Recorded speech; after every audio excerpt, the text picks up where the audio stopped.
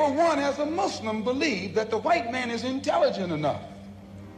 If he were made to realize how black people really feel and how fed up we are without that old compromising sweet talk. Stop sweet talking him. Tell him how you feel. Tell him what kind of hell you've been catching, and let him know that if he's not ready to clean his house up, if he's not ready to clean his house up, he shouldn't have a house. It should catch on fire and burn down. Tem que botar fogo no Império Branco. Será que o homem branco está preparado para dividir o poder? Sabe que por falas como essa, o homem branco racista e supremacista arquitetou e matou o reverendo Malcolm X no dia 21 de fevereiro de 1965. Ou seja, a gente está falando de um evento que aconteceu 61 anos atrás.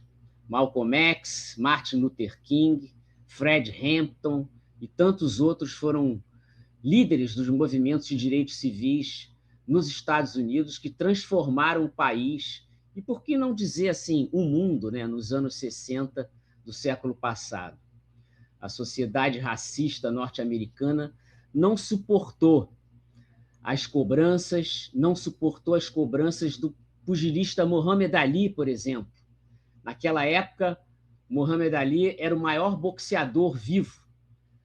Nos Estados Unidos, eles queriam mandá-lo para a guerra do Vietnã. O Ali se recusou, saiu do país e teve todos os seus títulos retirados. Pois é. E o impacto dos movimentos civis, dos direitos civis nos Estados Unidos, no Brasil? Martin Luther King e Malcolm X pagaram com a vida, ambos assassinados cruelmente. Mas a luta do povo norte-americano certamente impactou a luta do povo negro no Brasil. Nós vivíamos a ditadura militar nos anos 60 do século passado. A nossa luta primeira era enfrentar e derrubar aquela ditadura empresarial militar assassina. Ela caiu, finalmente, no início dos anos 80.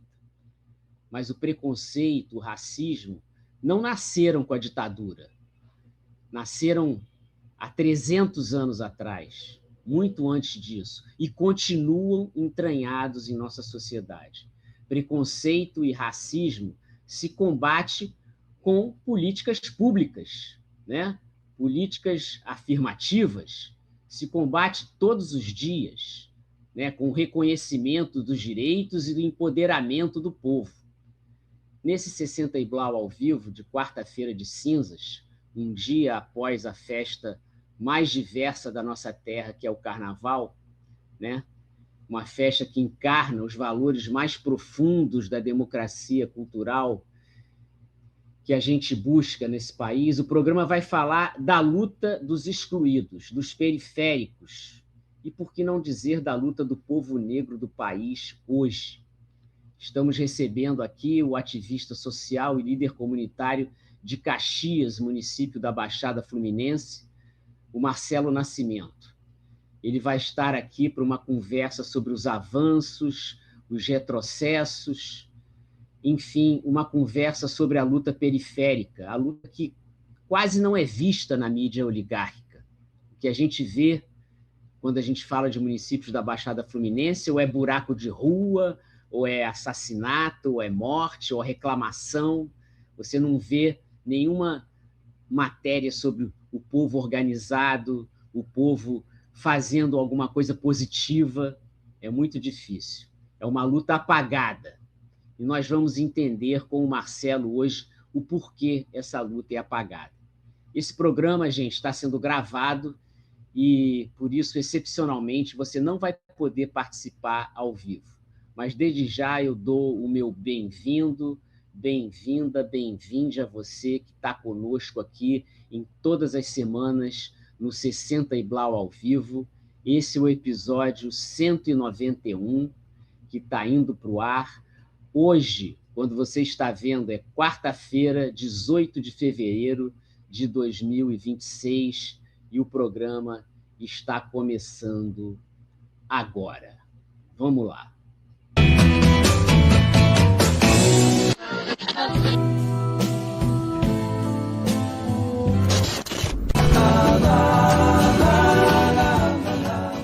Antes de mais nada, de botar o Marcelo aqui para dentro, eu quero, por favor, pedir que você deixe seu like, se inscreva no canal, ative o sininho, compartilhe esse programa com toda a família.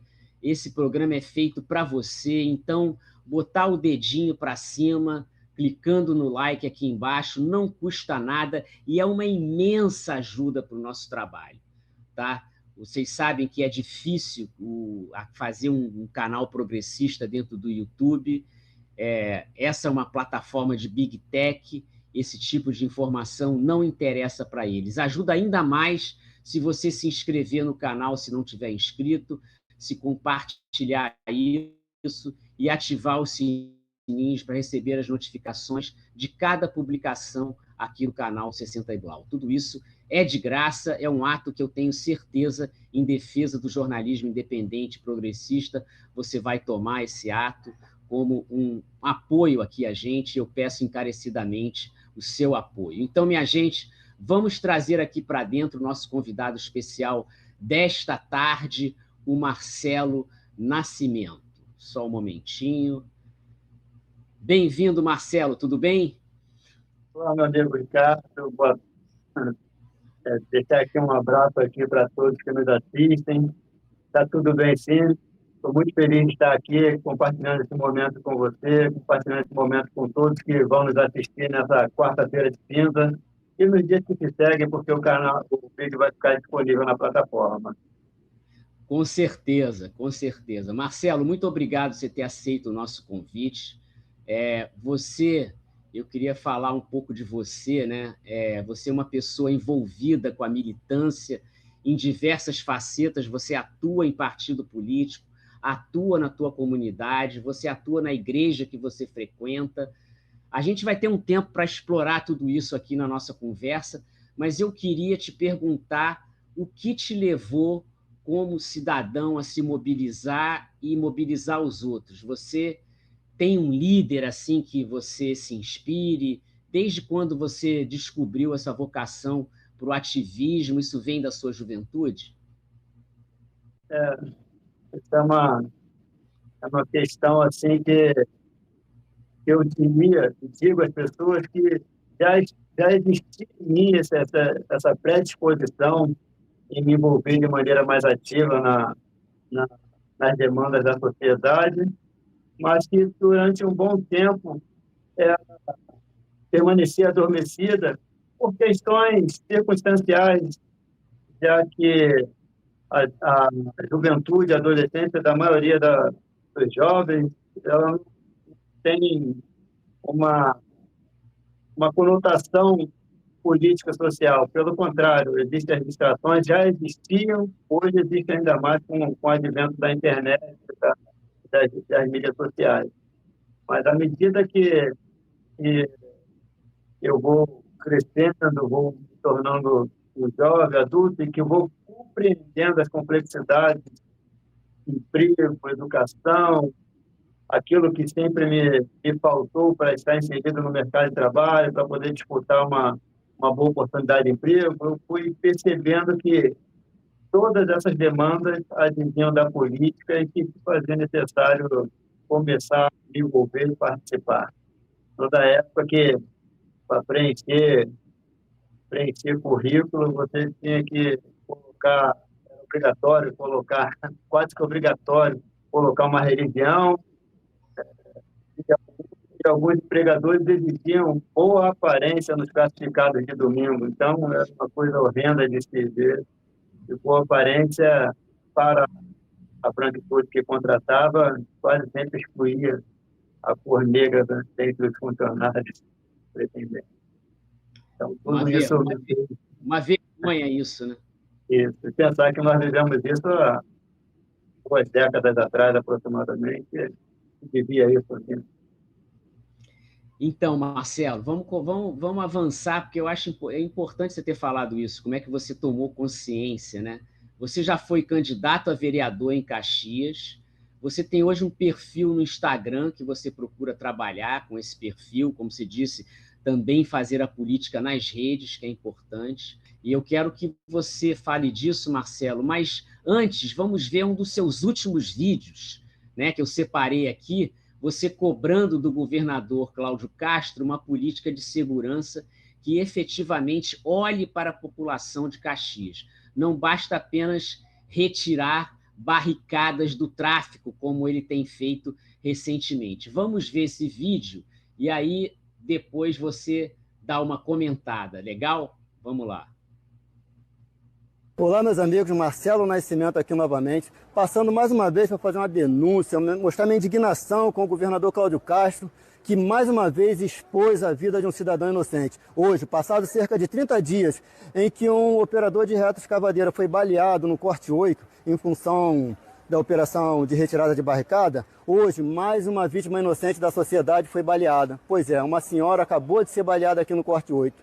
Infelizmente, esse modelo de gestão de segurança pública só expõe a essa insegurança os moradores, as vítimas inocentes da sociedade, por incompetência do Cláudio Castro, por incompetência da Alerj, por incompetência do município, que não tem um programa de segurança pública que preserve a integridade dos moradores do Corte 8, dos moradores do Duque de Caxias. A necessidade do bairro está para além da retirada da barricada, governador. A necessidade do bairro está no dinheiro da educação que o governo do estado deixou de receber por incompetência sua e da Alerj. Nossas necessidades estão além da retirada da barricada. Precisamos de uma política séria e o senhor não tem competência, não tem compromisso com a sociedade. Saia desse cargo.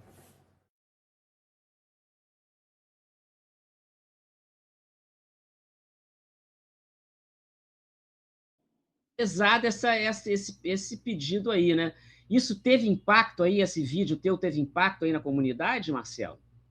Olha, esse vídeo me fez caminhar pelas ruas do bairro, sendo observado de uma maneira diferente pelos meus vizinhos e por pessoas até de outros bairros, né? Porque tocar no tema da segurança pública, morando numa região periférica, é sempre muito sensível para quem quer que seja, né? Mas quando você faz observações tão pontuais quanto essas que eu fiz, não criticando a pessoa específica, uma pessoa específica, mas falamos de uma política de Estado inexistente, porque, como eu expus aí no vídeo, e toda a sociedade fluminense, toda a sociedade carioca sabe que não existe uma política de segurança pública. Na verdade, existe essa política, essa necropolítica que usa o tema da segurança pública nos momentos oportunos para angariar votos. Foi assim quando ele buscou a reeleição e está sendo assim agora quando ele tenta uma vaga no Senado. Não há uma política a não ser promover o morticínio nas periferias. E aí eu estou discutindo a culpa, a responsabilidade do criminoso que está portando uma arma e que revida e que o Estado ele tem legitimidade para agir dentro de uma legalidade. Acontece que dentro das periferias, dentro das comunidades, favelas do nosso Estado, o problema não vai ser solucionado somente com a retirada da barricada e com eventuais homicídios de marginais da lei, porque a gente sabe que a ordem de reposição, a grandeza de reposição, né, enquanto o governo do Estado atua na ordem da projeção geométrica, a reposição vem projeção geométrica, nunca vai resolver dessa forma. Mas a gente entende que a política de segurança séria, que dê resultados, ela deve vir acompanhada de serviços como educação, como saúde, como investimento em cultura, esporte, dando aos jovens alternativas saudáveis de lazer. Então, é um conjunto, é um aparato de serviços sociais, serviços e garantias sociais que o governador deveria apresentar, e não somente vir com esse populismo barato e promover alguma limpeza de barricada, Aliás, quando eu gravei esse vídeo, eu ainda não tinha informação de como algumas barricadas eram retiradas, como lá em Belfort Roxo, onde um capitão acabou de ser preso hoje, eu estava vendo no jornal à tarde. Então, assim, nada além de um acordo entre as partes para que alguns políticos saiam bem na foto, né? Então, assim, a população sendo exposta, sendo entregue para um grupo político hegemônico do nosso Estado. E aí a gente não pode se calar diante de tamanha covardia. É uma coisa que eu digo aqui há muito tempo, e a gente já debateu o tema da segurança pública aqui no canal, inclusive tem alguns programas sobre esse tema, e a gente é um tema de volta e meia a gente toca, que, na verdade, é um grande acordo, né, entre lideranças, quer dizer, a polícia militar, a polícia civil, elas precisam ser reformadas, elas precisam ser modificadas do topo para baixo, né? De cima para baixo, e esse modelo tem que acabar, porque são parceiros do crime, né? O tráfico e a milícia, infelizmente, estão dentro das estruturas do Estado hoje, inclusive comandando, né? Comandando, sendo parceiras. Eu fiz aqui, vou compartilhar a tela aqui para todo mundo ver, do seu Instagram, para a gente dar uma olhada, que é também um pouco da sua atuação aí nas redes sociais. Aqui, o Instagram do Marcelo é marcelonascimento.oficial, tá, gente? Tem várias postagens aqui dele, ó, de movimento trabalhando a cultura na cidade, né? Ó, o Corte 8 falando de Zumbi dos Palmares, pelo fim da escala 6x1, uma atividade que eles fizeram aí em homenagem a Zumbi dos Palmares, né? Várias atividades aqui. Vocês podem dar uma olhada no Instagram, tem do Marcelo, tem muita coisa. Agora, uma coisa que me chamou a atenção, Marcelo, foi isso aqui. O movimento além... Você falou das barricadas, mas eu queria que você falasse desse movimento que você criou aí, que é o movimento além das barricadas. O que está crescendo isso? É um coletivo? O que você está montando aí com o pessoal? Exatamente, né? Na verdade, não foi... eu não posso advogar para a minha pessoa somente, né? A criação do movimento Além da Barricada, né? Que é um movimento suprapartidário, e, aliás, existem pessoas envolvidas que sequer estão envolvidas em partido político, mas eu, Márcio Barreto e alguns outros companheiros que somos envolvidos na militância social aqui na nossa região e por todo o Estado, nós entendemos que precisávamos não reagir à ação do Estado, mas agir, tomar a frente dessa discussão e propor alternativas que estão além que são soluções para o nosso bairro, mas que estão além da retirada das barricadas. Então, esse nosso coletivo, esse nosso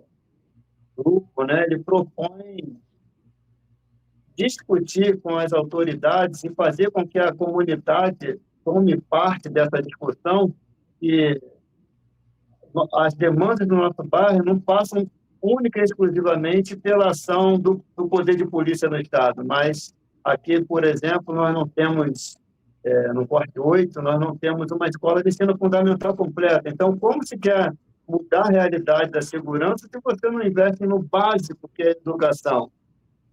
Posto de saúde, os postos de saúde existentes em Duque de Caxias, como na maioria dos municípios,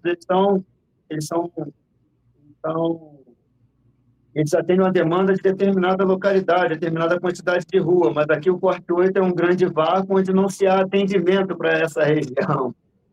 A gente não tem, e não temos sequer formação do ensino fundamental do segundo ciclo, né? Aqui só vai até o primeiro ciclo. Nós também não temos vagas em creche, não existe. Vagas em pré-escola são insuficientes. As escolas mais modernas aqui têm mais de 64 anos de existência, então, certamente... Quer dizer, você não tem saúde, não tem educação, transporte público caótico, cada vez pior. Inclusive, temos tido reuniões com alguns moradores para debater essa questão do transporte público.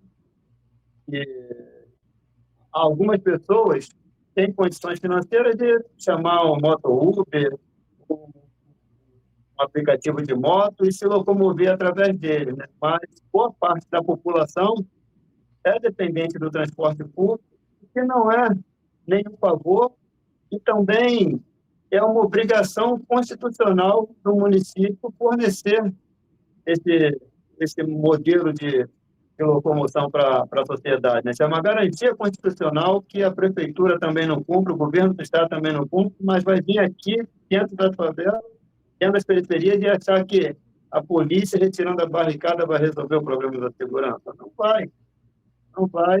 Lamentavelmente, mais jovens, mais vítimas de balas perdidas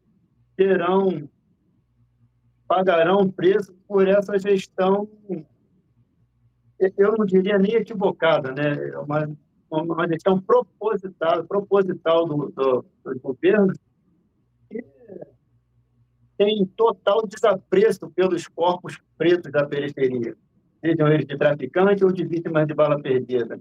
Então, a gente precisa, esse movimento ali da barricada, é justamente isso, é expor as demandas da comunidade que estão para além da barricada. E aqui, nós não estamos mendigando o favor, nós estamos exigindo direitos e, conforme no início do programa eu bem frisou, nós temos aqui um potencial enorme na Baixada Fluminense, ainda que não seja reconhecido.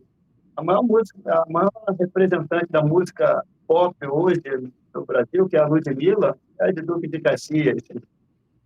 Então, você percebe que o movimento cultural é muito grande, muito vívido em Caxias. Zeca Pagodinho ama Caxias, tem um filho que trabalha, vive Caxias.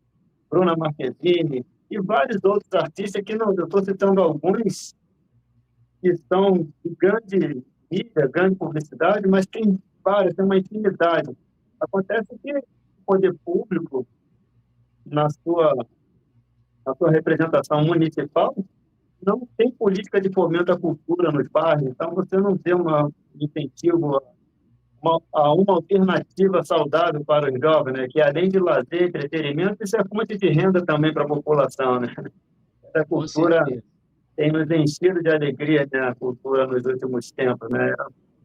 Wagner Moura. Mas é importante que essa cultura, porque você está falando, assim, você acabou de citar aí nomes que são nomes da cultura de grande massa, né? Que é uma cultura que demanda também produção. Então, quem já tem visibilidade tem muito mais facilidade ao acesso. O que a gente está falando aqui é também da cultura de base, né? De locais onde essa cultura possa se desenvolver com apoio, com vitalidade, com diversidade. Quando você fala que o aluno tem que andar não sei quantos quilômetros para ir para uma escola que realmente vai atender todo dia, ele tem que fazer esse caminho, ou que o ônibus não passa, ou que você não tem vaga nessa escola porque a região onde você mora não atende, você está falando de um caos, do abandono completo. E essa história de Caxias, o que me impacta é que Caxias, historicamente, sofre com isso, principalmente pelo domínio de uma família, né? A família Reis, né, que controla Caxias há muito tempo. Como é que você podia falar um pouco desse controle? Como é que você explica isso, dessa família continuar mandando desse jeito aí em Caxias? Caxias hoje vive esse colonialismo, né, da família Reis, que passou de um sobrinho para um tio, agora de um tio para um outro sobrinho, e fica essa movimentação dentro desse escopo dessa família. O controle se dá por uma série de fatores, né? Eu creio que o principal deles seja a dependência econômica da população. O fato de ter uma população que depende dos empregos, depende dessa indicação do poder público para para ocupar determinados empregos, faz com que essa família consiga manipular e controlar boa parte dos eleitores. Dos 200 mil, dos cerca de 200 mil, 150 mil votos básicos que o Netinho teve em Caxias, eu me atreveria a afirmar aqui que mais de 40 mil foram de funcionários entre cargos comissionados e nas empresas terceirizadas que estão sempre dando calote nesses mesmos trabalhadores, mas eles não podem sequer reclamar na justiça, porque senão não são contratados pela outra empresa que assume o lugar.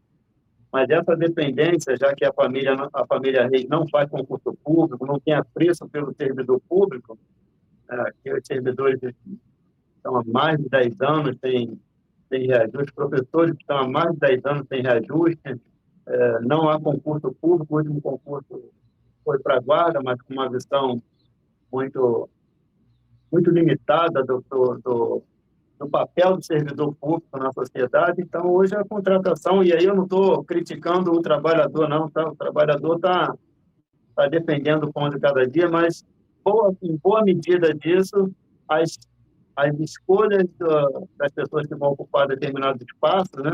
Alguns trabalhadores são contratados não por vocação ou pela capacidade, mas por declaração de voto. E aí isso faz da família Reis uma família poderosa na cidade, e está sempre lá numa comparação, né? Numa corrida de 100 metros, eles se largam lá na frente, lá 40, 50 metros adiante. Então, o Washington Reis sabe operar muito bem esse sistema, e se o Ministério Público não der jeito nisso, vai ser difícil da nossa cidade sair das garras dessa família, né? Porque o Washington, mesmo condenado por crime ambiental, agora sofreu uma segunda condenação por fraude em cartório, grilagem, todo enrolado com a justiça, mas consegue manipular muito bem esse processo eleitoral na nossa cidade. E aqui em Caxias tem ainda o advento do loteamento dos equipamentos de serviço público, né?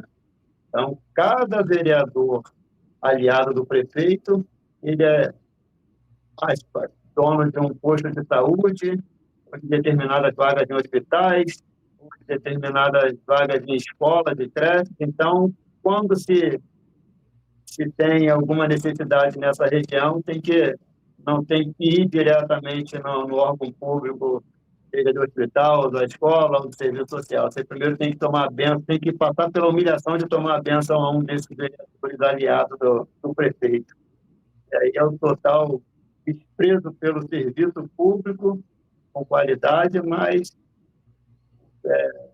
eles têm uma sanha de usar tudo que é público como se fossem as antigas ONGs para se locupletarem no poder.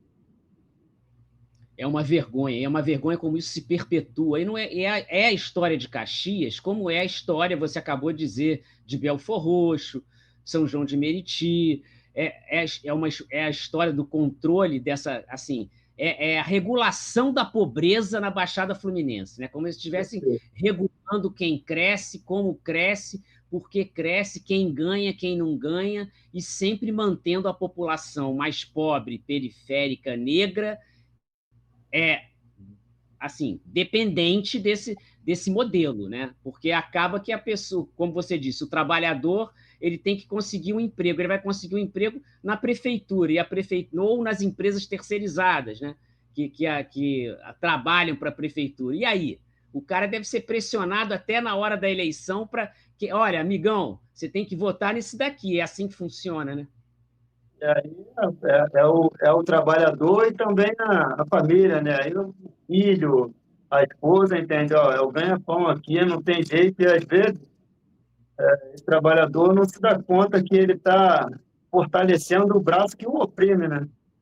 Porque, passadas as eleições, como temos visto, essas empresas começam a atrasar salários, e aí saem de cena, vem outra, assume o papel ali, o local, mas não honra o compromisso trabalhista, não paga as indenizações, e assim o trabalhador vive esse ciclo de humilhação que a família Reis dispõe. Uma cidade de quase 1 milhão de habitantes, segundo ou terceiro maior PIB no país, né? Temos aqui a Reduc, importante indústria nacional, né?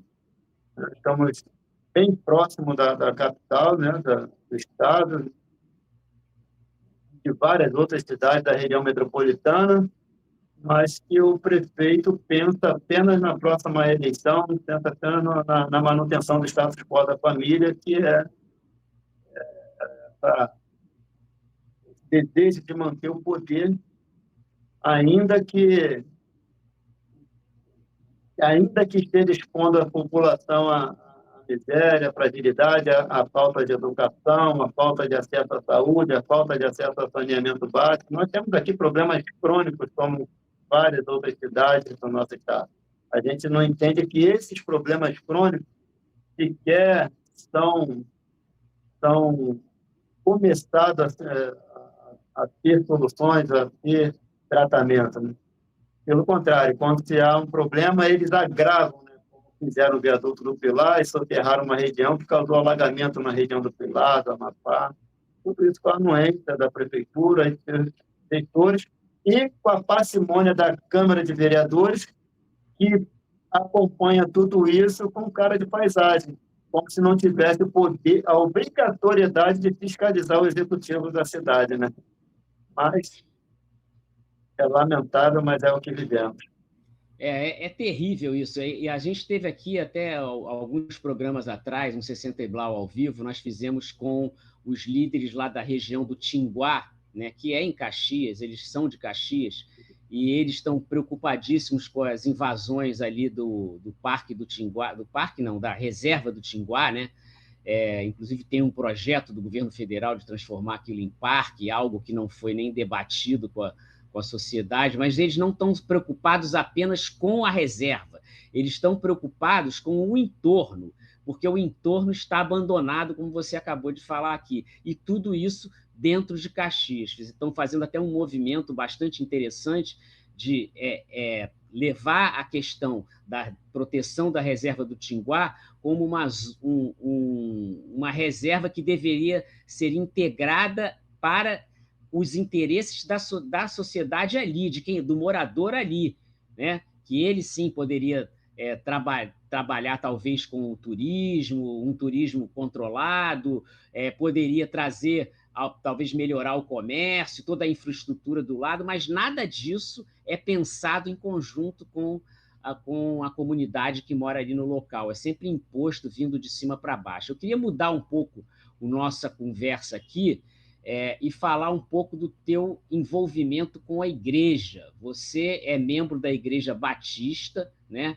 A Igreja Batista está no Brasil há mais de 100 anos, né? Foi trazida por imigrantes norte-americanos, imigrantes brancos norte-americanos, mas a Igreja Batista também era a igreja do Martin Luther King, né? De vários líderes dos movimentos de direitos civis nos Estados Unidos.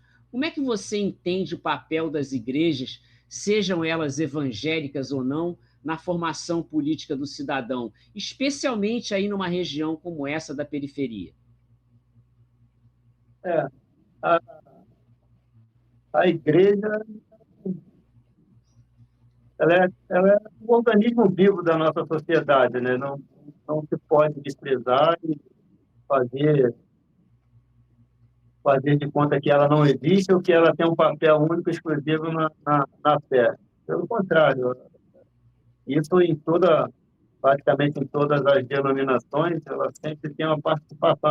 A maioria das denominações tem um papel ativo na vida política, na vida social das pessoas. Um exemplo bem claro disso é o que a Igreja Universal, por exemplo, faz com seus membros, onde com as campanhas, e muitas das vezes a gente contradiz alguns princípios da própria Bíblia, mas eles fazem suas campanhas, suas atividades que visam a ascensão econômica dos seus membros, né? E a Bíblia não condena propriamente isso, mas a forma como eles fazem. Então, assim, a participação da igreja ela é fundamental, do meu ponto de vista, não como como quem deva ser detentora do poder do Estado, ocupar o papel do Estado, mas sim na formação de cidadão consciente e responsável das suas responsabilidades. Aí, nesse contexto, eu vejo a igreja com um papel importante na formação da sociedade. Não é o que temos visto em momentos recentes, principalmente quando a gente fala dessas megas igrejas com os seus canais de TV, os seus pastores coaching, e a gente vai detalhar, acredito, ao longo do programa, mas que envergonha o Evangelho. Eu acredito que se Jesus estivesse aqui hoje, mesmo líderes coaches crucificariam novamente, assim como tem esses líderes coaches têm aplaudido o extermínio da população em Gaza, né? É uma vergonha, né? Muito não, distorceram completamente o sentido do Evangelho, das boas novas de Cristo, falam que é político, ideológico, econômico, como se esse fosse o sentido da igreja, né? Recentemente, aí, a mídia nos informou de igreja com banco digital.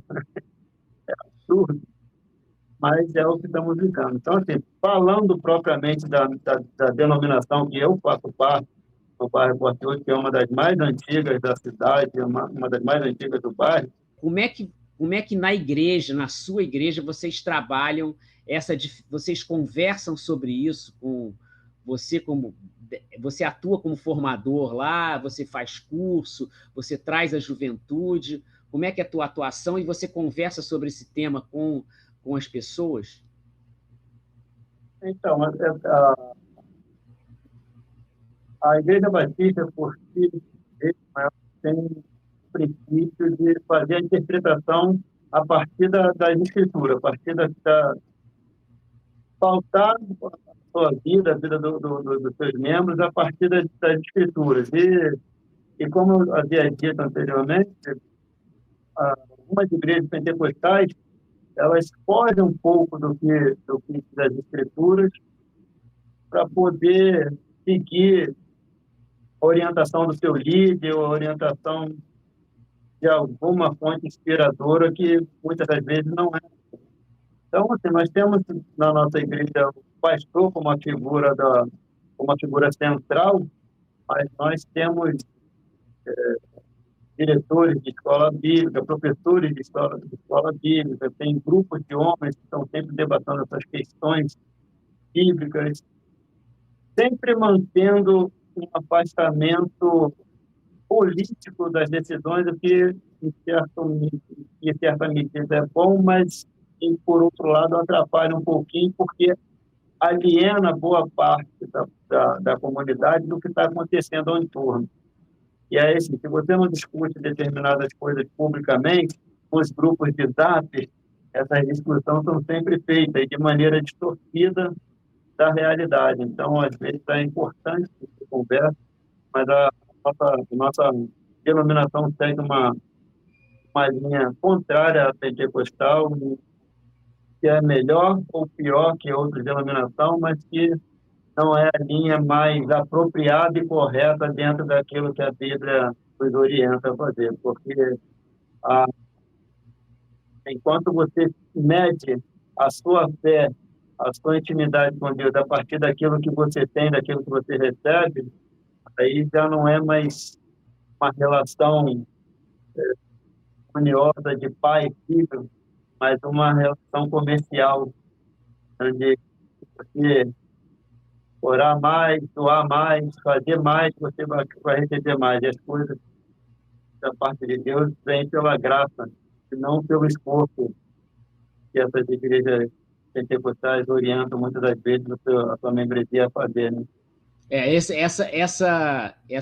discurso da prosperidade, né? Que, enfim, como se a prosperidade fosse entregar para o ser a prosperidade conquistada de qualquer forma, inclusive, sem questionar o modelo do sistema em que você está obtendo essa prosperidade, o que me parece grave. E como se a prosperidade fosse trazer a independência, fosse trazer a vida eterna, né, que é prometida pela igreja. Quando eu rodei aquele vídeo do Malcolm X na abertura, qual foi o teu sentimento? Porque o discurso dele é de 60 anos atrás. Esse discurso está defasado? Era apenas um discurso para o homem negro norte-americano, ou ele tem um impacto mais geral assim? Lembrando, pessoal, que o Malcolm X era também um líder islâmico, né, nos Estados Unidos. Ele se converteu ao islamismo, muçulmano ele era. Ou seja, um jovem intelectual negro, líder político e líder religioso. Se a gente transportar isso para o Brasil, a gente está falando um pouco do perfil do Marcelo Nascimento, está entendendo? Isso. Se a gente transportar 60 anos para cá, a gente pode estar falando vamos dizer, com o Malcolm X brasileiro hoje. Né? Você enxerga esse paralelo aí entre você e ele, o discurso dele, o teu? Como é que é isso? Eu, primeiramente, aqui me sinto muito honrado de na minha luta, ser comparado a Malcolm X, porque, na verdade, a luta dele e tantos outros, né, contemporâneos dele, influencia a nossa luta, que acontece até hoje e, lamentavelmente, vai continuar a acontecer por algum tempo, a julgar pelo comportamento do Jorginho Melo, né, que nós vimos recentemente, governador de Santa Catarina lá. Então, assim, na verdade, parece que aquele discurso foi feito hoje pela manhã. A gente está vivendo uma ebulição tamanha, né, que a disputa de espaço e poder, e aí não a branquitude não quer abrir mão dos seus privilégios. A gente está vendo isso. A gente viu com o Jorginho Melo revogando a lei de cota. A gente viu uma turista argentina, porque tem dinheiro, vir aqui fazer ofensas racistas a um trabalhador negro. A sociedade branca, a branquitude, ela não está disposta a abrir mão dos seus privilégios para que o negro tenha condições dignas e humanas de sobrevivência, para que o negro tenha respeito. Então, o discurso de Malcolm X parece-me que foi feito hoje pela manhã, porque a luta que a nossa sociedade enfrenta se assemelha muito a que Malcolm X, Martin Luther King, James Conner e tantas outras personalidades negras enfrentaram lá atrás, com algumas diferenças bem pontuais, é verdade, já que aqui nós não fizemos o enfrentamento físico que eles fizeram naquele momento histórico, mas a disputa hoje é por acesso a bens e serviços que são garantidos única e exclusivamente à elite branca e à elite econômica do nosso país, mas que expõe a vida da população negra a risco de morte tanto quanto era exposto no período de Martin Luther King e Malcolm X. E daí, para mim, né, em especial, que sou cristão de denominação batista, sinto cada vez mais inspirado a fazer esse enfrentamento, porque eu entendo que se Jesus estivesse aqui hoje no nosso dia, ele estaria do nosso lado, estaria do lado do negro, do oprimido, daquele que sofre violência, daquele que sofre abandono, lutando contra os opressores da nossa sociedade. Então, assim, a fé, a nossa confissão de fé, a nossa vivência prática daquilo que a gente acredita é extremamente importante para nos dar força, porque muitas das vezes nós não encontramos apoio, nós não encontramos algo que nos impulsione, que nos apoie, que nos fortifique a continuar. E a fé tem esse papel importante na nossa vida.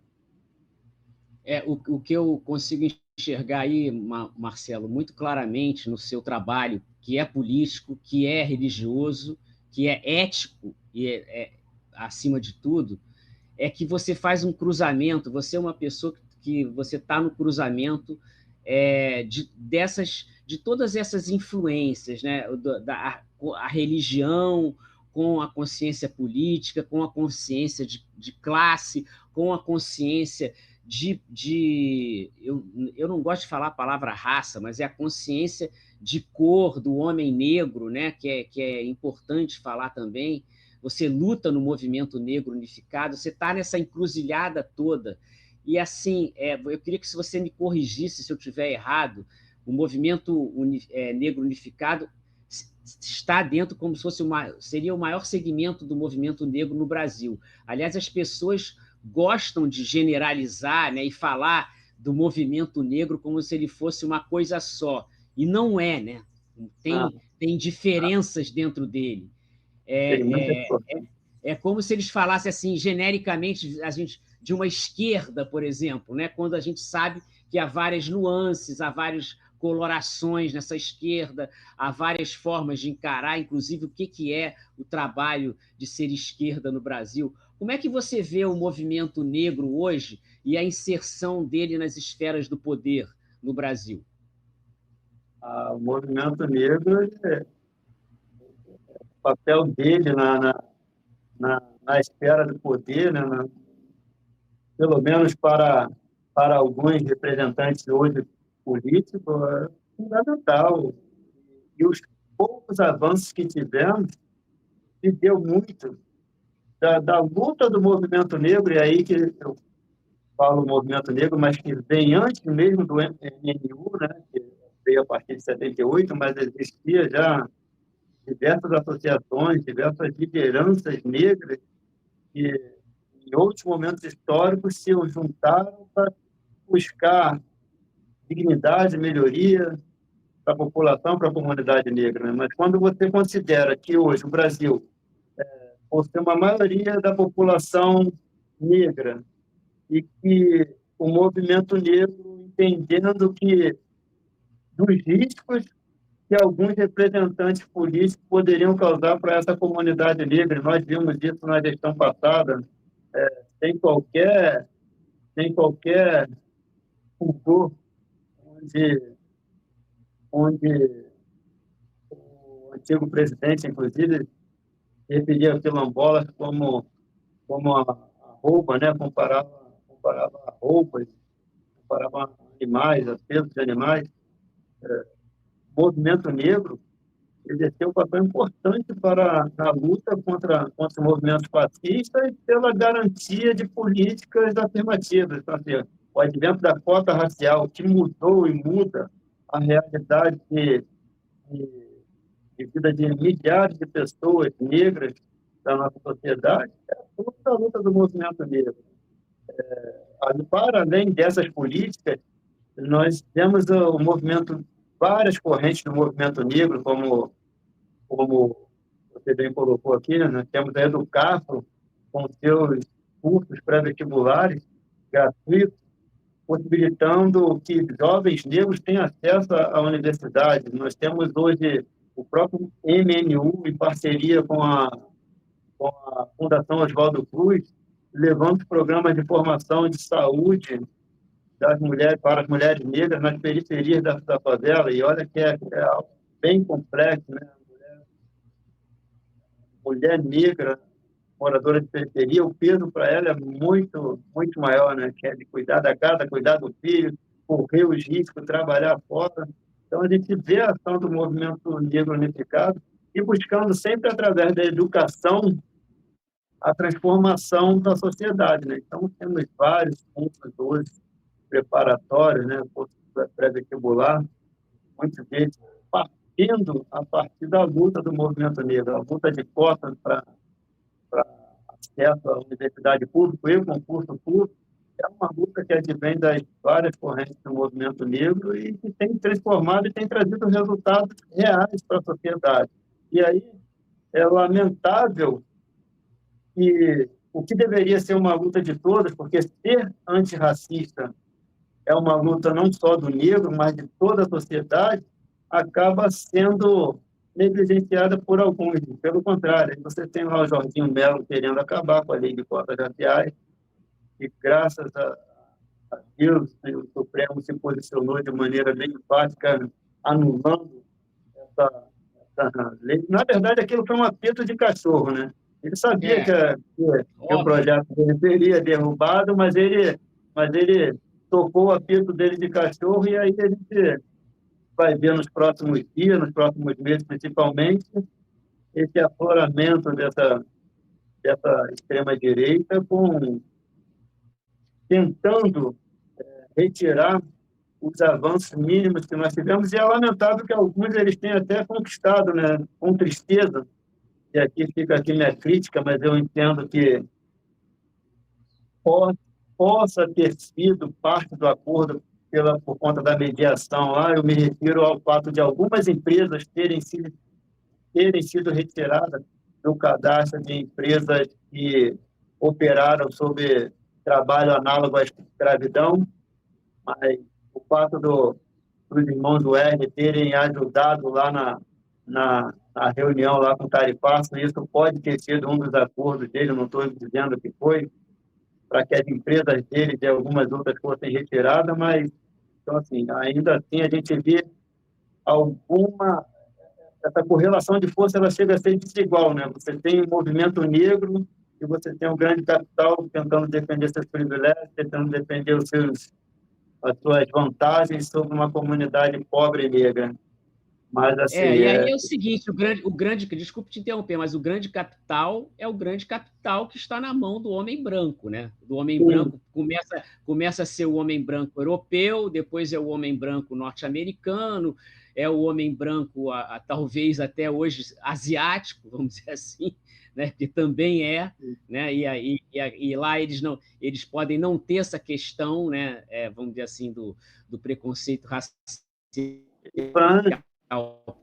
por uma questão geográfica, mas eles também estão entrando aqui dentro, né?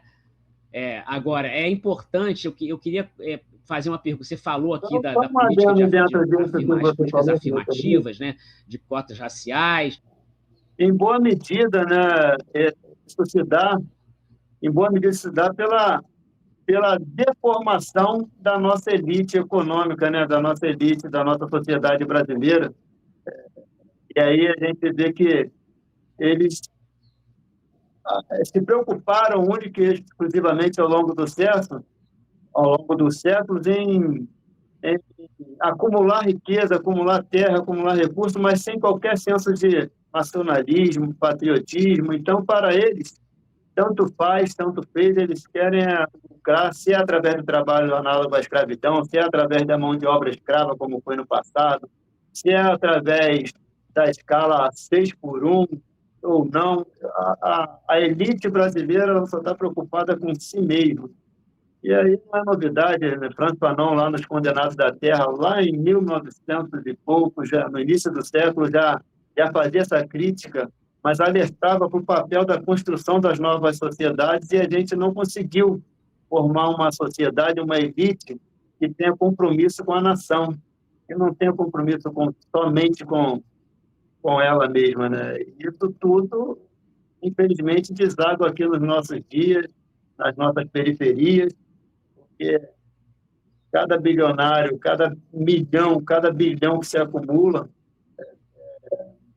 mais pobreza, menos saneamento, menos hospitais, menos escola pública nas periferias, nas favelas da nossa cidade.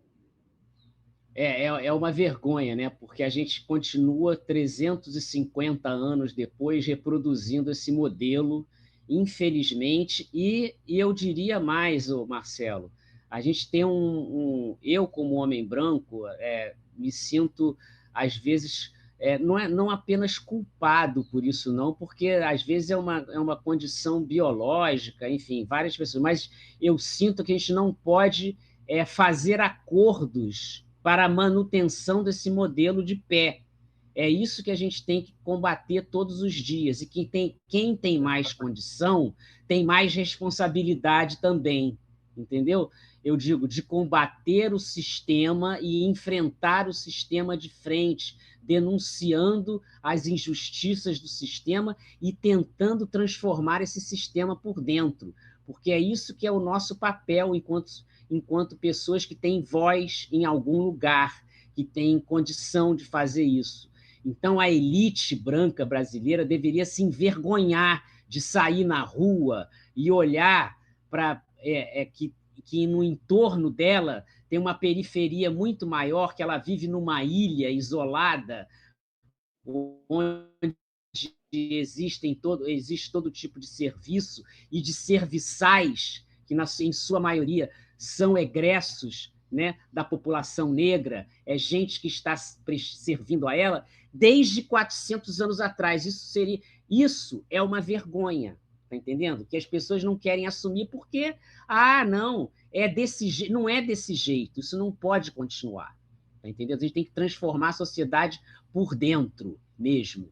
E aí eu quero chamar a atenção para um tema, que é o seguinte: como é que você falou aqui das políticas de inclusão, você falou de cota racial, você falou, inclusive, do ataque, né, feito pelo governador de Santa Catarina, Jorginho Melo, às cotas raciais, um ataque marqueteiro, evidentemente, mas como é que você avalia, né, as iniciativas de inclusão deste governo Lula III neste campo?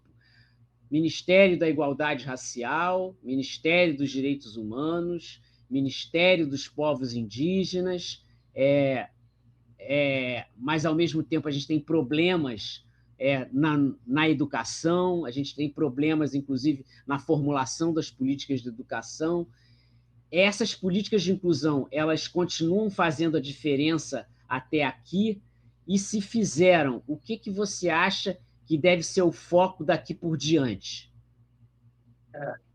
Então, primeiro a gente tem que entender que a correlação de forças com o Congresso, ela impede muitas ações, muitas medidas afirmativas de serem aplicadas, né? Nós temos que entender que não é tudo que o presidente Lula deseja que ele vai conseguir. Aliás, eu não estou aqui fazendo defesa nem jogando confete para o presidente Lula. Eu acho que ele tem que entregar muito mais do que ele já entregou. Reconheço o que ele já fez, mas tem que entregar muito mais. Então, mas nós, enquanto cidadãos, temos que compreender que o poder público ele só se movimenta mediante pressão da sociedade. Então, assim, é extremamente importante que nós, enquanto cidadãos, e aí, no caso, como estamos discutindo temas raciais, nós, enquanto cidadãos, temos que nos organizar e pressionar o poder público para que ele atue. E uma das medidas e aí me permita só retornar um pouquinho, antes de dar a sequência na pergunta que eu pensei, eu acredito que nós, enquanto sociedade, aí eu amplio para todos, né, não só a comunidade negra, deveríamos cobrar a aplicação da Lei 10.639, que é a lei que já foi aprovada há mais de 20 anos, que trata do ensino da história afro-brasileira nas escolas públicas e privadas do nosso país. Até hoje, você não vê uma ação contundente para a aplicabilidade dessa lei, que poderia dar novos rumores para a nossa sociedade daqui a algum tempo, para que nossas crianças, nossos jovens recebessem uma formação antirracista, conhecendo a história e a importância do povo negro na construção dessa que hoje é a 8ª economia do mundo. E o quão relegada essa mesma população vem sido, quão negligenciada ao longo do século essa população vem sendo. Mas que somente a partir do governo Lula, e aí o governo Lula e Dilma, né, o governo PT, que a gente viu alguns avanços mais efetivos com a lei de cota, e tem uma lei agora do Lula III que para mim é uma das melhores aplicadas, que é o programa PED 6, que diminuiu a evasão escolar do ensino médio, e isso, a longo prazo, isso vai dar um resultado muito, muito positivo na formação da nossa sociedade. Então, assim, existem políticas públicas adotadas pelo presidente Lula que são extremamente positivas para nós, maioria da população, nós negros, maioria da população. Então, não é assistencialismo, mas é obrigação e retribuição de um governo que reconhece o papel da comunidade negra na construção da sociedade, na construção dessa que é a oitava economia do mundo. Então, o governo retribuir um pouco daquilo que nós ajudamos a construir não é um favor, é uma obrigação. E assim, eu tenho o programa Pé de Meia, mas nós temos o Bolsa Família, que contempla, né, milhares, hoje são, se eu não me engano, cerca de 18 milhões de famílias contempladas pelo programa, 18 milhões de famílias negras, boa parte delas negras, que dependem daquela ajuda mínima para manter dignidade para a mulher, que a maioria dessas 18 milhões de famílias, a maioria dessas famílias é de mãe solo. Então, o Bolsa Família tem esse papel importante na alimentação, no cuidado com a saúde, porque, para além do dinheiro que é destinado, tem uma obrigatoriedade com a saúde, tem uma obrigatoriedade com a frequência escolar. Então, há uma série de programas conjuntos que corroboram muito para o bem-estar ou para a diminuição do sofrimento da população negra, que é a quem mais sofre de impactos no país. E aí, quando o senhor falou também da questão indígena, tende a observar a questão ambiental, nós, moradores da periferia, nós, moradores de regiões pobres da cidade, somos quem mais sofremos dos impactos ambientais, né? Que é com calor excessivo, que é a chuva excessiva, que é desmoronamento, que é alagamento, mas quem é a maioria da população que sofre isso? A maioria preta, moradora de periferia. E, assim, lógico que o governo tem muito a fazer. Eu não estou aqui jogando confete, não, estou aqui para cobrar, porque eu sei que ele pode entregar, mas aí eu gostaria de convidar a sociedade a refletir um pouco mais, ser mais seletivo com relação aos parlamentares que vamos escolher agora também, porque eles são extremamente tão importantes quanto o presidente que nós vamos escolher. Dessa vez escolher o deputado federal e o senador da República. Nós temos E uma aí, turma aí.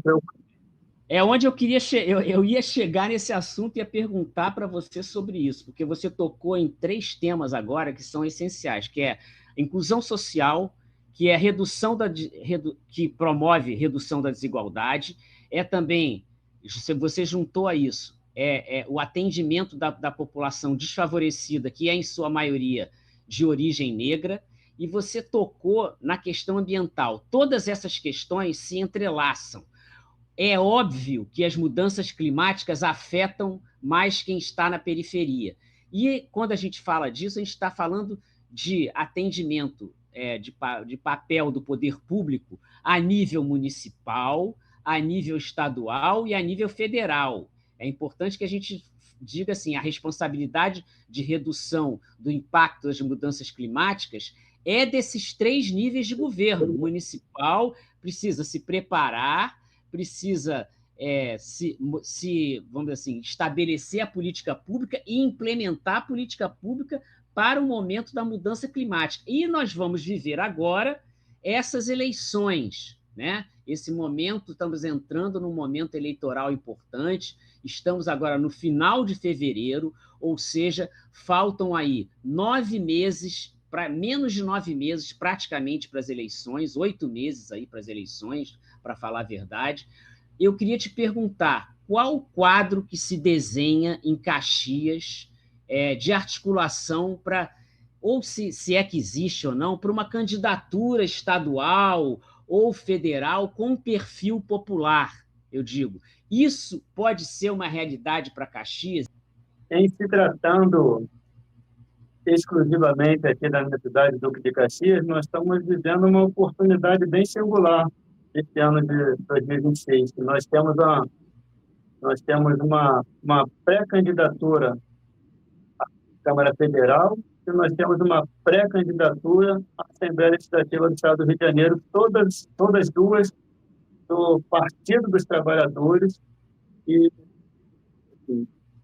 oriundas crias raiz da nossa cidade aqui, né? Então, nós temos hoje a figura do Celso Pantera, que foi ministro da Ciência e Tecnologia, presidente da FINEP, hoje está ajudando no desenvolvimento de Maricá, lá com à frente da Codemar, e nós temos a Rose Celso Pantera na condição de pré-candidata a deputado federal, e temos a Rose Cipriano como pré-candidata a deputada estadual, uma professora da cidade, sindicalista, uma mulher preta, aguerrida, que entende muito bem, aliás, todos dois entendem muito bem, não só as carências e demandas de Duque de Caxias, mas, de uma forma geral, de toda a Baixada Fluminense, porque na construção de poder hoje da Baixada Fluminense, nós só vemos um grupo político hegemônico nessa região, que é o grupo da centro e centro-direita, né? Então, você tem aqui a figura dos jeitos que estão caminhando pelo extremismo. Você tem, aliás, uma vergonha, porque eles têm o ataque que a família fez, tem feito à cultura e à memória da nossa cidade, é uma coisa horrenda, né? Então, me desculpe, porque eu falei de extremismo e, recentemente, eles foram capazes de destruir uma arquitetura de Oscar Niemeyer, para tu ver o tamanho da Esse alienação. é o filho do Washington Reis, né? É o Netinho Reis que fez isso. Vamos dar nome aos bois, né? Porque é importante. Exatamente, a população precisa saber. Recentemente também apagaram um mural em homenagem a mulheres negras, educadoras, né, professoras, mulheres pretas que contribuíram e contribuem na educação e na luta antirracista, um mural lindo que existia debaixo do viaduto Centenário. Eles foram lá e passaram a tinta em cima. Então, promove um apagamento da história da nossa cidade, mas é esse grupo político que domina a cidade, mas que domina também toda a Baixada Fluminense. Se você olhar para São João, olhar para Nova Iguaçu, olhar para Belfor Roxo, todos eles compõem o mesmo segmento político. E hoje, Duque de Caxias possibilita essas duas candidaturas, apresenta essas duas candidaturas como alternativa à sociedade que deseja algo mais, algo diferente, alguém que se preocupe com a educação, como é o caso do Celso Pantera, que foi ministro da Ciência e Tecnologia, é um dos precursores da FAETEC, quem iniciou durante o período que esteve secretário e presidente da FAETEC, né, a fundação de dezenas de FAETEC aqui na nossa cidade. Então, assim, é uma pessoa que acredita, como eu e tantos outros, acredita que a ciência e a tecnologia é a saída para muitas das crises que hoje vivenciamos enquanto sociedade. Então, o investimento na ciência, na tecnologia, é o meio pelo qual demandas climáticas, demandas econômicas, demandas educacionais, sociais serão atendidas. Então, assim, é uma pessoa focada nisso, tem entregado resultados expressivos nessa área. E eu me sinto honrado por poder defender esse nome pela cidade e até por outras regiões que eu posso afetar. Mas Duque de Caxias precisa compreender o trabalhador, o morador da cidade precisa ter uma compreensão do papel dele na sociedade, da condição dele, qual lugar ele se encontra. E esse papel os coaches não contam. Esse papel, aqueles poderosos grupos econômicos e políticos, eles não contam, né? Então, o que eles querem é que você fique acreditando nessa conversinha de coach, de pastor coach, de Pablo Marçal coach, mas eles, assim como o Leonardo Sakamoto falou, aliás, ele escreveu um livro que eu vou providenciar, né? O que os coaches não te contam sobre o futuro do trabalho. Eu estava ouvindo um pouquinho dele a respeito disso. A gente precisa compreender um pouco do que está em volta disso tudo, porque lá em Brasília serão tomadas as decisões que vão impactar nós aqui no nosso bairro. Então, a decisão que é tomada lá em Brasília é que vai impactar aqui o transporte público, é que vai impactar a educação, é o que vai impactar a regulação do trabalho, como agora a gente está vendo aí se avizinhar o fim da escala 6x1, que a gente sabe que tem boa parte ali de deputado que só vai votar porque essa é uma uma lei que tem aprovação de mais de 75% da população e ano eleitoral eles não querem perder voto, mas a gente sabe muito bem o que eles pensam, sabe muito bem o que eles representam, a quem representam. Mas, ao mesmo tempo, Marcelo, é importante que eles se sintam contra a parede, que a população tomou consciência, que a população está os colocando contra a parede, mesmo em anos que seja em ano eleitoral, e que os obrigue a votar numa emenda ou numa lei que vai modificar e vai trazer benefícios ao povo e não a eles próprios, né?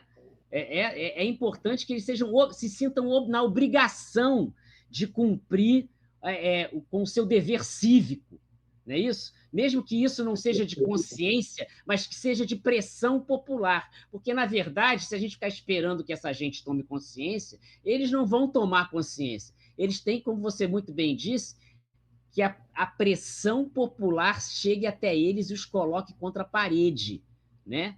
É isso. Eles vão votar pressionados com medo de não se elegerem. Mas eu não estou interessado. Seja isso mesmo. Olha aqui, a gente está chegando aqui no final da nossa...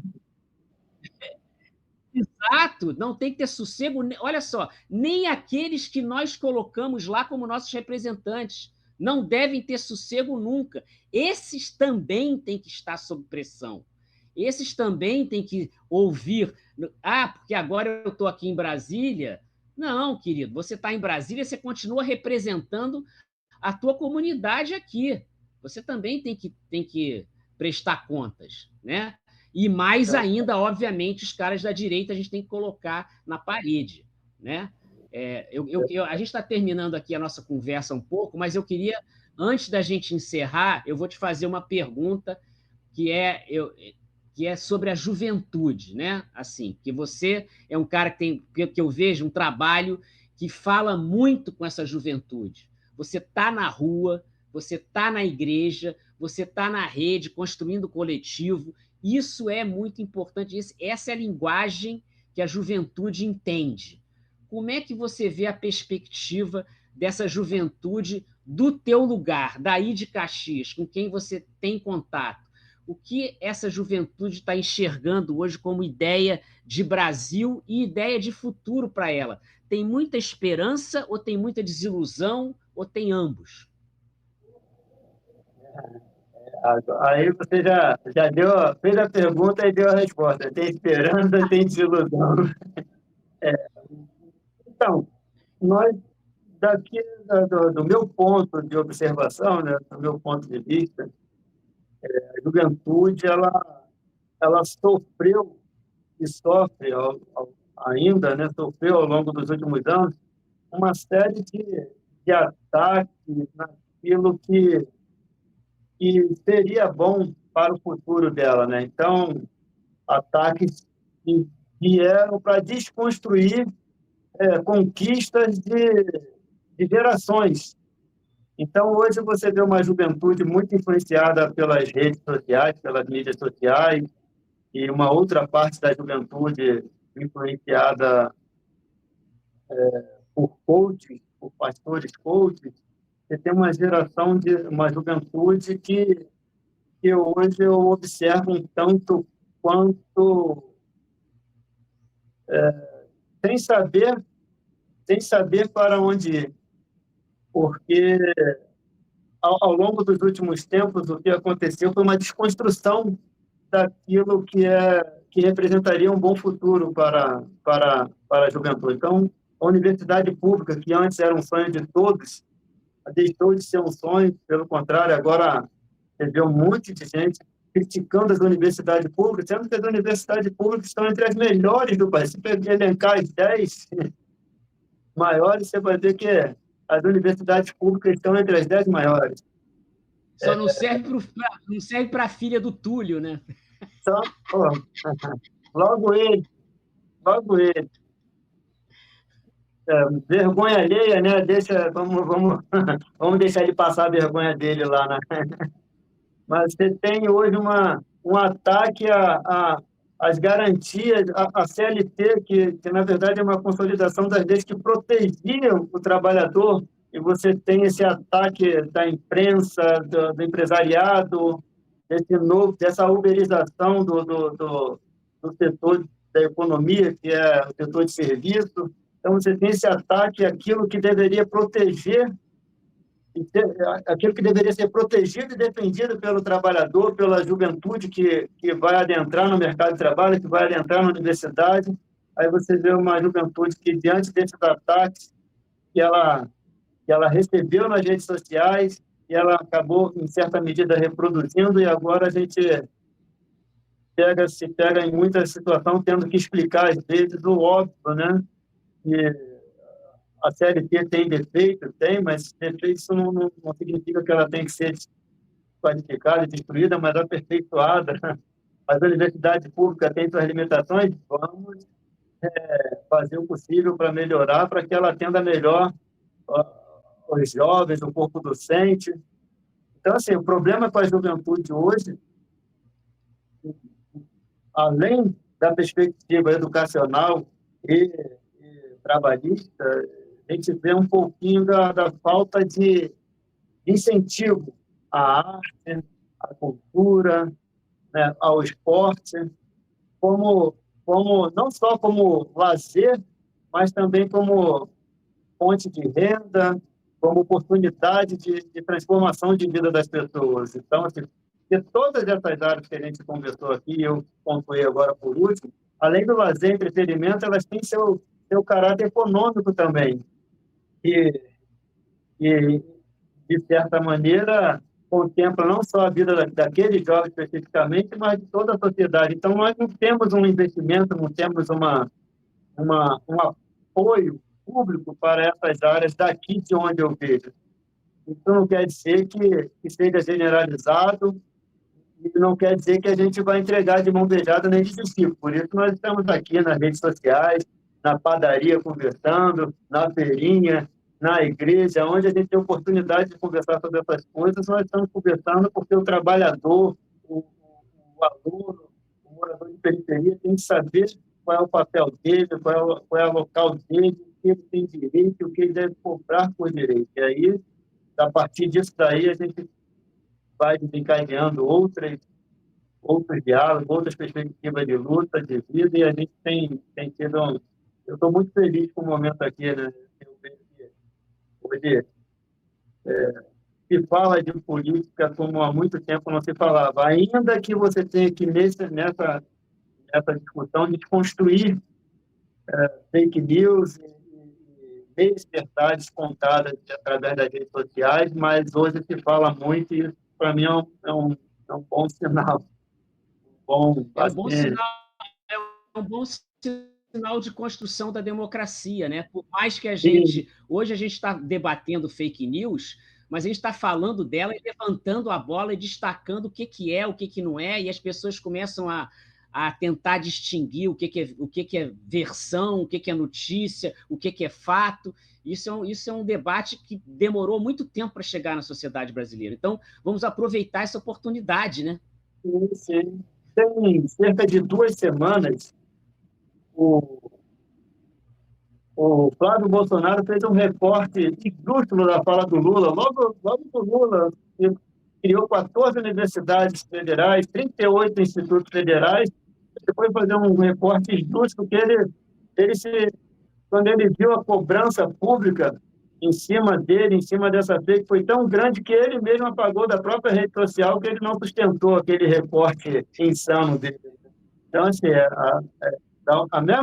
o mesmo passo que a fake news ela é gerada, hoje você vê um combate e um enfrentamento muito grande nisso daí. Eu estou gostando do momento, eu acho que para chegarmos ao local que queremos chegar, a gente vai ter que passar por esse momento, não tem jeito, não tem como fazer curva, fazer esse enfrentamento para que a gente possa construir uma sociedade mais justa, com menos desigualdade, com mais educação, com mais respeito e dignidade para todos.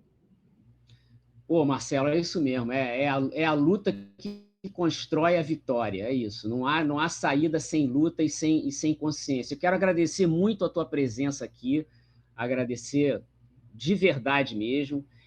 Quero recomendar a todo mundo que está assistindo a gente que sigam o perfil do Marcelo Nascimento lá no Instagram, O papel dele em Caxias é importante.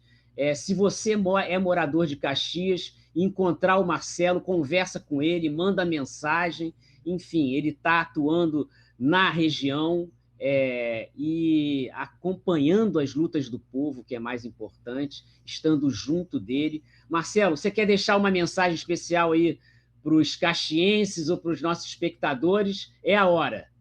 Uma mensagem de Quero deixar aqui meu muito obrigado a você por ter me dado essa oportunidade aqui desse bate-papo. Estou me sentindo aqui extremamente lisonjeado. Pode ter certeza que é um canal que eu sigo, desde o nosso bate-papo, tenho acompanhado vídeos antigos seu e agora vou seguir mais assiduamente nos programas ao vivo e recomendar, porque é o tipo de comunicação que me agrada, é a comunicação com pessoas do dia a dia, trocando conhecimento, trocando informações para que a gente possa formar um consenso do nosso dia a dia, da nossa... eu gostei muito do último programa, tá? Que falou dos temas internacionais, e a gente está... Mas o problema é que cada dia surge um fato novo. Quando vocês fizeram aquele programa, no outro dia já mudou, expirou o tratado que regulamentava as armas nucleares. Então, assim, todo dia é um fato novo e a internet não deixa a gente mastigar. Uma coisa já vem outra, já vem outra. Eu quero aqui... Estou encantado com o canal 60 e Blau. Recomendo aqui a todos os amigos que sigam também, que curtam, compartilhem, porque é uma importante construção de comunicação no campo progressista e que precisa do nosso apoio. Agradeço também ao amigo Adilson Sartre, que mediou esse diálogo. Agradeço ao meu amigo Fábio Mello, que a todo instante me deu apoio. Agradeço ao Márcio Barreto, que me ajuda e o qual também tento ajudar na medida possível na construção de uma consciência na periferia. Márcio é uma pessoa sensacional. E, se puderem seguir, Marcelo Nascimento.oficial, também vai lá, deixa seu like no Além da Barricada, vocês vão estar contribuindo muito para a nossa luta. Muito obrigado. Já fica aqui, eu quero agradecer as tuas palavras e tal. Assim, o canal é para isso, é um canal de construção de consciência, de informação, de debate político e de abertura para os espaços onde esse debate está sendo feito já. E deixo aqui o meu convite para o coletivo Além da Barricada vir aqui para a gente conversar sobre as coisas de Caxias e da segurança pública em Caxias, o que for. Você sabe que isso aqui é um canal aberto, é só a gente combinar, a gente faz um programa aqui. Eu já estou querendo fazer, isso aí já é um desejo meu, mas fica aqui já o convite feito publicamente. Vamos combinar de vocês virem mais à frente aqui para a gente conversar junto. Valeu, Marcelo. Grande abraço aí. Tamo junto. Tamo junto na luta. Vamos adiante que tem mais coisa. Valeu. Bom dia para você aí, valeu. Tá aí Marcelo Nascimento, grande figura lá de Caxias. Olha, pessoal, esse 60 e Blau ao vivo aqui da quarta-feira de cinzas, eu espero que vocês tenham aproveitado muito. Antes da gente ir embora, muitas lições aqui, né, do Marcelo deixou aqui para nós. Antes de a gente ir embora, eu quero, obviamente, pedir para vocês que vocês deixem o seu like aí, isso ajuda muito, sabe, a visibilidade do programa, a ir mais longe, o YouTube reconhece que isso é um trabalho relevante e, obviamente, é uma força que você dá aqui para o trabalho jornalístico independente que a gente faz, que não é fácil de fazer, dá trabalho também, é pesquisa, tudo isso é dedicação, a gente prepara as coisas com carinho para vocês e esse like, esse compartilhamento ajuda o canal a ir um pouquinho mais longe. Eu também quero pedir encarecidamente a todos vocês, olha só, vamos apoiar a campanha que está rolando a favor de Cuba nesse momento. Cuba está sendo vítima há 64 anos do bloqueio econômico por parte dos Estados Unidos, mas esse bloqueio está muito maior agora, quando os Estados Unidos estão impedindo, inclusive, a chegada de navios com petróleo que vão abastecer as refinarias de Cuba para gerar gasolina, gerar energia nas usinas de lá, para manter a energia elétrica, manter o país funcionando. É uma pressão violenta, inclusive contra o México, que se dispôs a apoiar Cuba imediatamente, uma pressão contra a Venezuela. Então, gente, por favor, se você puder apoiar Cuba com qualquer valor, o Instituto Cultivar está viabilizando esse apoio. A ideia é mandar R$200 mil em mantimentos de navio para Cuba. O CNPJ para você fazer o Pix de qualquer valor é 11 586 301 000165 na Caixa Econômica Federal. Se você puder apoiar, qualquer valor é fundamental para a população cubana nesse momento. Vamos apoiar os nossos irmãos cubanos que nos apoiaram tantas vezes antes, né? Tanto do ponto de vista político, quanto do ponto de vista de saúde pública, mandando seus médicos para cá, que atenderam diversas comunidades brasileiras. Esse programa que foi interrompido pelo governo fascista de Bolsonaro, mas que agora vai ser retomado, eu tenho certeza. Então, está aí 11 586 301 000165. Faça o seu Pix para o Instituto Cultivar. Vamos apoiar a população cubana tão necessitada nesse momento. Eu quero também encerrar o programa de hoje esperando que vocês tenham tido um bom carnaval. O carnaval é uma festa maravilhosa, uma festa de diversidade, uma festa de integração, de liberdade. Como eu fico me lembrando do período de Bolsonaro, como o carnaval era aquele momento da gente poder extravasar toda a nossa angústia com aquele momento. Agora a gente não está mais vivendo isso, né? Pelo menos há 3 anos não estamos mais vivendo isso. Vamos fazer que esse carnaval tenha sido uma festa também de alegria para todo mundo. Quero convidar vocês para o próximo 60 e Blau, dia 25 de fevereiro, vai ser o próximo programa, quarta-feira que vem, o 60 e Blau ao vivo, às 6h, vai falar do Nordeste que aparece dentro do filme O Agente Secreto. A gente deve estar recebendo aqui, eu estou falando isso agora, porque a gente está fechando a agenda, 3 moças que são de um coletivo nordestino, que vão falar do Nordeste que aparece no filme O Agente Secreto, do Kleber Mendonça Filho, filme que vai concorrer a algumas categorias do Oscar, entre as quais melhor filme estrangeiro e melhor ator para o Wagner Moura. Vamos conversar sobre esse aspecto que é pouco debatido aí do Agente Secreto, que é o Nordeste que aparece lá dentro e por que esse Nordeste é tão importante de estar sendo visto nesse momento, o Nordeste dos anos 70, ali final dos anos 70, 80. Então isso, vai ser quarta-feira que vem, dia 25, no 60 e Blau, ao vivo, e você já está convidado para participar com seus comentários, com as suas mensagens e aparecer aqui para participar ao vivo com a gente. Então, gente, até semana que vem, né?